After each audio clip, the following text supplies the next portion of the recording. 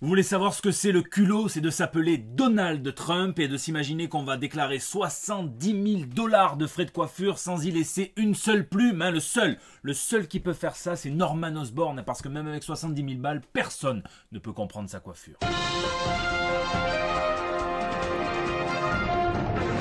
Afin de ne pas payer d'impôts pendant 10 ans, le milliardaire Donald Trump aurait déclaré des pertes sèches et gonflé ses abattements fiscaux. Hein. Et le scandale, c'est que en 2016 et en 2017, il n'a payé que 750 $ d'impôts sur le revenu, soit l'équivalent de la somme de tous ces livres que je vous ai mis là. 750 $, c'est moins que la toute première campagne Ulule de mon pote Alric, hein, qui dessine les one-shots d'El Bando del Pueblo, que je scénarise, hein, qui propose The Last Hunt, son comics, hein, donc à 7 € avec emballage et backing board, hein, il fait ça très très propre, hein, c'est un comic sur un loup-garou, une chasse à l'homme, hein, je vous en dis pas plus, allez voir, je vous mets la page dans la description, hein, c'est vraiment pas cher et il mérite absolument tout le soutien. Donc si Donald, tu passes par là, que tu as envie de lui balancer 70 000 balles pour le déclarer à tes impôts, n'hésite surtout pas, hein. D'ailleurs moi en ce moment je suis le commis des campagnes, hein, comme quand j'étais dans Pokémon dans les hautes herbes, sauf que là je ne chope pas un seul chenipan de merde, mais que des macogneurs à des grosses frappes, puisque Sullivan Rouault, Mehdi Chamsa et Alt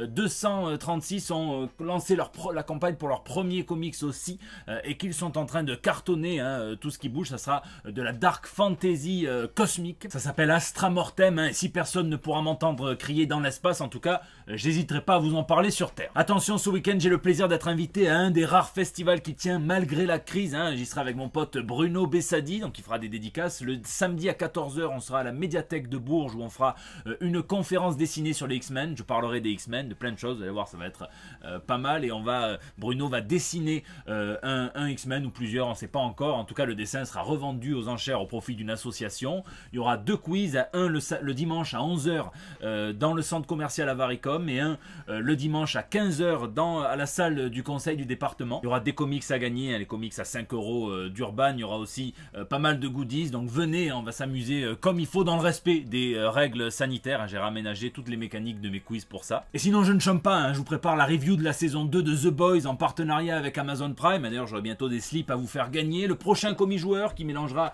jeu de rôle et apéro, ça tombe bien, hein, j'aime beaucoup les deux, hein, puisqu'on fera les apérols de Gastronogeek et le prochain Sculpture au point, le grand retour des lives sculpture et pop culture, hein, et le prochain sera consacré à James Bond, rien que ça, hein. Mais pour l'instant, ici votre fidèle commis des comics, vous êtes dans l'émission qui fait le tour de l'actu de l'industrie du comic book et de tous ses dérivés. C'est le 264e JT Comics. Une énorme pensée, hein, pour les 2 journalistes de première ligne d'Élise Lucet, hein, qui se sont fait sauvagement, lâchement agresser, hein, par un fou furieux qui n'a clairement pas le Coran à tous les étages, hein. Une pensée aussi pour tous les Arabes qui vivent en paix, qui vont encore se prendre des tonneaux de merde alors qu'ils n'ont jamais tenu un couteau de leur vie, hein, mis à part pour circoncire le petit frère quand l'imam peut pas, hein, tu comprends, on est serviable. Et sans plus attendre, on passe aux news de la semaine. Plan Z, la news insolite de la semaine, elle a une morale, hein, c'est que parfois tout commence avec un plan Hulk et puis ça finit par durer, hein, puisque le scénariste Peter David a fait des révélations sur son run emblématique sur le personnage du géant de jade. Ça a duré 12 ans, il a redéfini, hein, en le faisant sortir de sa monotonie, en jouant sur les troubles dissociatifs de la personnalité. Pour beaucoup, il s'est hissé au panthéon des meilleurs scénaristes sur le personnage, hein, il passait après Stan Lee, et il a déclaré qu'en fait, s'il a eu ce job, c'est parce que personne d'autre n'en voulait. L'équipe éditoriale de chez Marvel doutait de ses qualités d'auteur, hein, puisqu'il est resté pendant 5 ans au département commercial de chez Marvel Comics, hein, mais finalement, quand Bob Arras lui a proposé, personne n'a pu opposer quoi que ce soit, puisqu'il fallait bien qu'il y ait un titre Hulk qui sort, et qu'il était le seul, hein, et fort heureusement, depuis, il nous a appris qu'il pouvait manier plusieurs personnalités. Année blanche. Si dans le show business on a le nez dans la blanche, chez Marvel on est dans l'année blanche, hein, puisque avec le report de Black Widow en 2021, aucun film du MCU ne sortira en 2020 au cinéma, ce qui est une situation inédite depuis 11 ans. Est-ce que les Mayas l'avaient prédit ? Je ne crois pas. Alors j'entends déjà les plus pragmatiques d'entre vous me dire de toute façon là où elle est, ça la dérangera pas, hein, et je pense qu'elle sera d'accord avec vous, puisque depuis Endgame, hein, Black Widow est beaucoup plus terre à terre. Avec Black Widow, Disney bouscule tout son calendrier du MCU et bouleverse même, hein, l'ordre de sortie des films, puisque Eternal sortira après Shang-Chi, alors qu'à la base ça devait être l'inverse, hein. Alors pour nous tenir quand même un petit peu nourris, eh bien il y a les séries, hein, périphériques, comme celle d'Elstrom, hein, dont on a vu la bande-annonce, bien qu'il se la joue Marvel rajouté à la Hellstromae, puisque aucune mention n'est faite du MCU, ce qui n'est pas forcément une mauvaise chose. On est clairement dans un drame familial à la sauce exorciste, démoniaque, je pourrais presque dire la sauce Hellblazer, et c'est tant mieux. On y voit tout de même une spirale qui pourrait rappeler Knull, les symbiotes, donc Donny Cates, son run sur Venom, son Absolute Carnage, mais lui-même l'a tiré de la spirale qu'on voit dans la saison 1 de True Detective, qui elle-même est tirée du roman de Robert W. Chambers, The King in Yellow, et ça a inspiré notamment une partie de la mythologie de Lovecraft pour Cthulhu, et Chambers avait lui-même tiré les noms de son roman d'une nouvelle qui s'intitule Un habitant à Carcosa d'Ambrose Bierce. La spirale évoque l'éternel, le recommencement, l'aspect cyclique de toute chose, mais aussi la structure architecturale de Carcosa dans le roman de Chambers, mais aussi, c'est un symbole utilisé par les pédophiles, une spirale triangulaire, ils n'ont pas la lumière à tous les étages. Mais ça pourrait tout aussi bien être un artiste qui a préféré faire une spirale avec du sang sur le mur plutôt que de faire une tub parce qu'il savait que sa mère regarderait la série. Fin de la masturbation intellectuelle. Je vous l'ai dit la semaine dernière, mais on a eu aussi des news des séries plus officielles du MCU, sur Disney+, WandaVision, The Falcon and the Winter Soldier, dont on a vu des photos de tournage. Mais la grande nouvelle de la semaine, c'est que le vertueux Samuel L. Jackson reprend la marche vers les studios Marvel pour y tourner pour Disney+, une série consacrée à Nick Fury. J'espère que ça viendra combler les trous qui sont apparus à la fin de Far From Home. Et en parlant de trous, justement, il y a tellement peu d'actu ciné que J.K. Simmons a été obligé de s'expliquer sur pourquoi est-ce que son J. Jonah Jameson est chauve. Il explique tout simplement que c'est pour le différencier à la fois de sa trilogie de Sam Raimi et de sa contrepartie dans les comics. Le MCU, c'est mec chauve uniquement. Zoom sur Watchmen. Apparemment, il y a des gens qui sont très bien en 2020, qui veulent que rien ne change et qu'Alan Moore continue de nous punir en nous jetant des sorts pour exploiter sans cesse son œuvre Watchmen alors qu'il ne le souhaite pas. Là, c'est un metteur en scène du nom de Tristan Basile qui déclare vouloir adapter Watchmen en pièce de théâtre, oui, mais à la maison, sur Zoom, pour tirer profit du format en 3x3 cases offert par Zoom. On est sur un metteur en scène de génie qui a posté les profils d'acteurs recherchés sur un site de casting et il y précise son intention. Il commence par Alan Moore a déclaré que son travail phénoménal sur Watchmen ne pouvait ni ne devait être adapté. Bah alors connard, alors que jouer sur Zoom a ses inconvénients, on peut néanmoins bénéficier de la vue en case, ce qui n'est pas si éloigné de l'intention originelle de Moore de raconter une histoire en se restreignant à des pages de 9 cases. Ah bah là c'est sûr qu'avec cet argument, Alan Moore il va se pignoler le glicon et va te signer les droits de suite, s'il les avait. Et il finit par ce n'est pas une histoire flashy, gore et remplie d'extravagances sexuelles super-héroïques. Ça, c'est le petit jab dans la gueule de Zack Snyder. Ma définition personnelle préférée de Watchmen, c'est un polar qui évolue en conspiration de grande envergure sur fond de super-héros à la retraite. Ouais, c'est Watchmen, quoi. Bon courage à toi, future victime du grand barbu.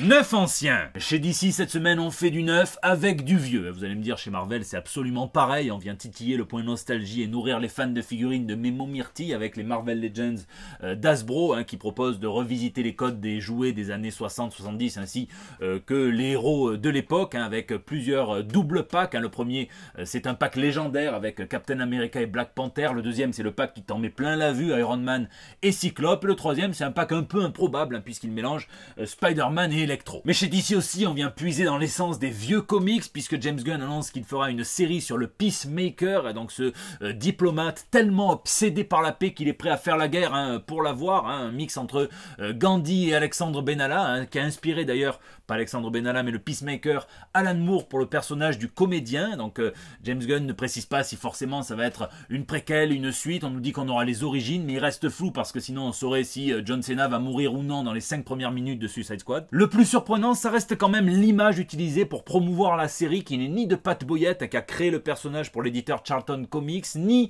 de Chuck Wojciechowicz, qui a fait rentrer le Peacemaker au catalogue de DC quand ces derniers ont racheté Charlton, mais plutôt de John Byrne, et c'est un Captain America pompé. Je pense que c'est pas Monica Lewinsky qui dira le contraire, et d'ailleurs le principal intéressé déclare: on dit que l'imitation est la plus sincère des flatteries, on s'est appliqué à me flatter de manière très éprouvante au fil des années. Et enfin, mea culpa, puisque je me rappelle à peu près que j'avais dit que j'étais sûr et certain que ça n'arriverait pas, mais la Warner a rajouté encore du budget pour retourner des scènes de la Justice League de Zack Snyder. Ils avaient déjà mis 30 millions pour la post-prod en numérique, là ils ont rajouté 40 millions pour faire des reshoots, ce qui prouve que Zack Snyder tient la femme et les gosses du président de la Warner dans une cave, ou alors qu'il est très bon en négociation, voire les deux. Ben Affleck, Ray Fisher, Gal Gadot seront de la partie et ça pousse le budget total du film à 370 millions de dollars, venant le placer sur le podium des films les plus chers à produire, hein, le record étant détenu par Pirates des Caraïbes, La Fontaine de Jouvence, avec 379 millions de dollars, dont 50 consacrés à la drogue de Johnny Depp. Après, il faudrait peut-être ajouter le budget promotion également, puisqu'on sait que Avengers Endgame, c'est 356 millions de production et 200 millions de promotion. Et ça, je crois que j'ai pas assez d'omnibus dans ma bibliothèque pour vous montrer ce que ça représente.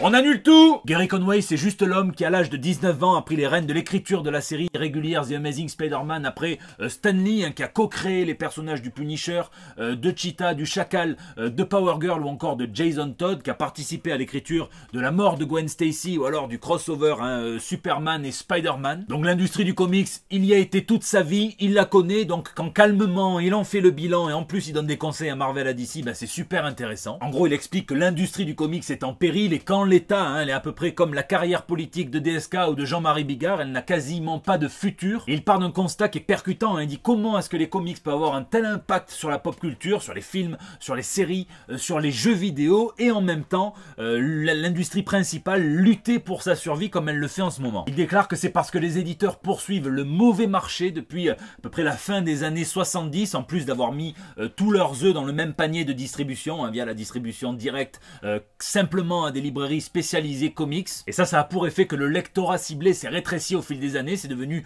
un public de fans hardcore, de collectionneurs hein, qui sont biberonnés aux events interminables, aux variantes cover collector, à des reboots et compagnie, à des jouets et tout ça. Et ça, c'est une grande claque dans la gueule de tous les nouveaux lecteurs potentiels qui sont un petit peu perdus quand ils veulent y mettre le nez, puisque même dans les reboots, il dit que il faut quand même avoir une certaine familiarité de tout le lore hein, et c'est pas donné à tout le monde. Un peu découragé. Il parle du profit du lectorat qui a évolué, hein, qui dans les années 60, Marvel et DC parlaient clairement à des lecteurs entre 8 et 13 ans, donc des enfants, des ados pré-sexualisés, hein, sur lesquels l'imagerie du super-héros marchait très très bien, mais au fil du temps, hein, bien quand ces enfants ont grandi, ont voulu faire des comics, et bien ils ont fait des comics pour eux-mêmes, donc on est parti sur un lectorat qu'on dirait maintenant de young adultes, donc 15-30 ans, allez, pour faire large, et ainsi de suite jusqu'à la période moderne, hein, les Moore, les Morrison, les Dark Knight, les Watchmen, hein, les Neil Adams, qui ont réussi à faire aimer les comics, même aux très très très grands enfants. Il n'aborde pas la question du prix, qui je pense aurait valu le coup d'être intégré dans sa réflexion, mais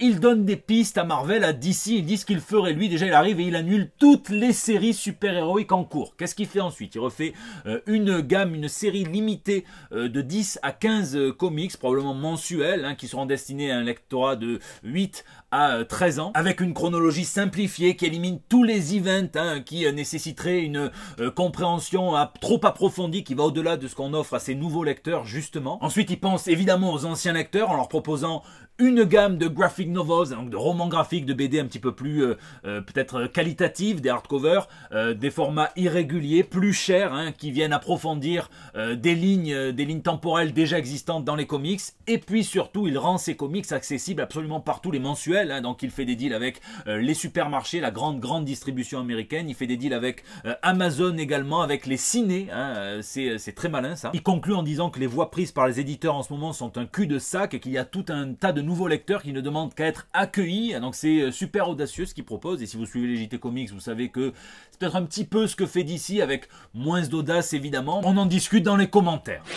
Retour aux sources. Et dans le reste de l'actu comics, une news qui me fait bien rigoler doucement, je crois que j'en avais un petit peu parlé, mais les spéculateurs hein, ont fait monter les prix de la première apparition de Luke Fox en comics hein, de plusieurs centaines d'euros quand ils ont su que John Ridley comptait en faire, la rumeur disait qu'il comptait en faire son Batman. Eh bien, il semblerait qu'en fait John Ridley ait choisi l'autre fils Fox, Timothy Fox, hein, qui était de Earth One, donc pré-Crisis on Infinite Earth, qui avait survécu à ce crossover. Hein. Alors ils avaient une relation conflictuelle avec son père puisque lui faisait partie d'un gang qui s'acharnait un petit peu à salir Bruce Wayne, mais c'était faux et il y avait forcément des conflits puisque son père travaille pour Bruce Wayne. Il n'avait pas survécu en revanche au New 52, c'est la version Luke Fox qui avait été privilégiée. Bref, il y en a sûrement qui ont surpayé un comics qu'ils ne peuvent pas lire en plus puisqu'il est enfermé. Et en parlant d'Earth One, hein, sachez que la suite et fin des aventures de Wonder Woman par Morrison et Paquette, le tome 3 va être publié en mars 2021, ce qui fera plaisir aux fans de cette continuité illimitée de l'Amazon. Et enfin, Al Ewing et Valerio Schiti vont faire peser les mutants sur les chaînes intergalactiques, puisqu'ils refondent le Sword,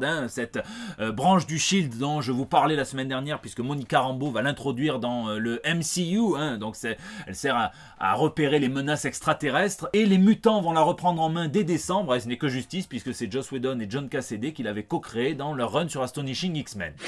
Lisez, cette semaine malheureusement je me suis pas mis grand chose sous la rétine, puisque un petit peu des bouts de X-Men par-ci par-là, à la fois pour préparer le décryptage du 4e et dernier chapitre de Hoxpox, mais aussi pour préparer ma conférence de Bourges ce week-end. J'ai relu du The Boys aussi pour la review. J'étais très content également de l'annonce d'un spin-off à la série The Boys qui se focalisera sur une ambiance école et Battle Royale à la fois. Si on pouvait avoir un truc G-Men ou les dérivés des G-Men, ça va être trash à souhait, je l'attends avec impatience. Dites-moi ce que vous lisez, j'espère que vous avez lu l'affrontement entre Superman et Captain Marvel version Carol Danvers dans El Bando del Pueblo, scénarisé par mes soins, dessiné par Alric. Allez voir sa campagne nulle aussi, et la semaine prochaine, Flash et le Silver Surfer seront opposés. Je pense que je vais le faire voter ça demain ou après-demain sur les réseaux sociaux. Je pense que ça va être serré, en tout cas j'ai déjà plein d'idées. C'est la fin de ce JT Comics, merci à vous de l'avoir regardé, merci à tous ceux qui mettent des pouces bleus, qui partagent sur Facebook, qui tweetent, qui retweetent, qui m'incorporent dans des stories Instagram. On a dépassé les 34 000 abonnés grâce à vous, puisque c'est vous qui me donnez de la force. Prenez soin de vous, rendez-vous à Bourges ce week-end avec mon Brino Bessadi, ou bien la semaine prochaine pour des nouvelles toutes fraîches. Les animaux sauvages progressivement interdits dans les cirques de France. Putain, alors faites gaffe de pas virer Boudin d'amour qui vient se détendre une soirée à Pender, ce n'est pas une trompe, même si je pense qu'avec un peu d'entraînement il peut prendre une cacahuète ou deux avec.